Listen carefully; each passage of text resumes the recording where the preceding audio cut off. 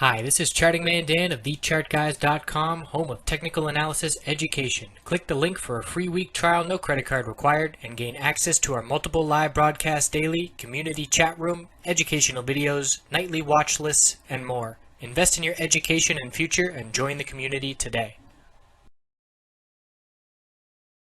Checking in on gold, so we have some weakness yet again.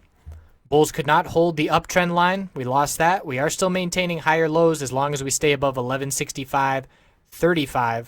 But obviously, it's not what the Bulls want to see. Bearish reaction to the EMC news this morning. And now that we do have that Fed coming up next Wednesday, I do anticipate some pretty tight trading range over the next 4 trading days.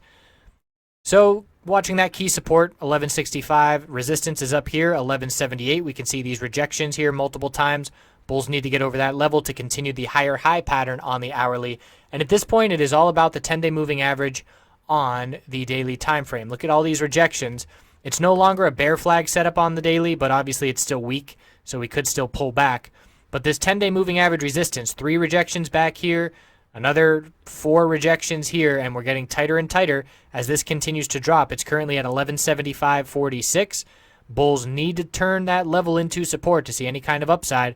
We have our bullish MACD cross, but that's pretty much by default at this point, just because we're trading sideways.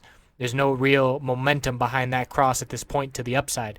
So we're looking at 1165 support. If that were to break, we would be looking down at the recent low that we've hit, and that's all the way down at 1157.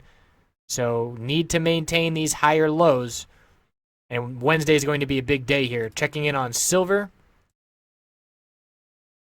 Silver's still a lot more bullish than gold, a lot more healthy.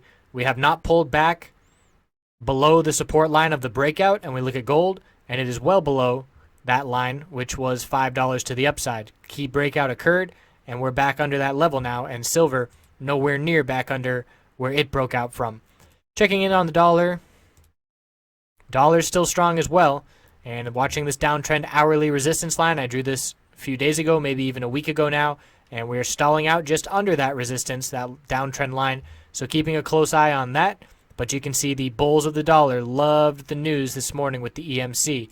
So checking in on the daily, big bullish reversal candlestick, and it sure looks like a bull flag for continuation here. And we would draw our bull flag with support and resistance lines parallel.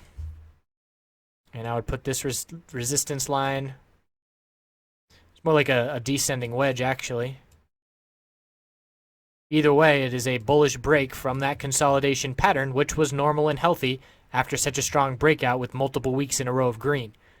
So a solid move for the dollar bulls. They are still in control. Let's see what it looks like on the weekly. Bearish reversal candlestick confirmed, and now the bull's showing back up. So that looks like a bull flag on the weekly. You can see we had a breakout, 2 weeks of consolidation, big breakout, couple weeks of consolidation. So bulls still in control of the dollar, and as long as that is the case, gold is going to have its work cut out for the bulls. So we'll see how the rest of the week goes. Not much expected, and again, not much expected until Wednesday, but we'll check back in over the weekend, and I'll see you then.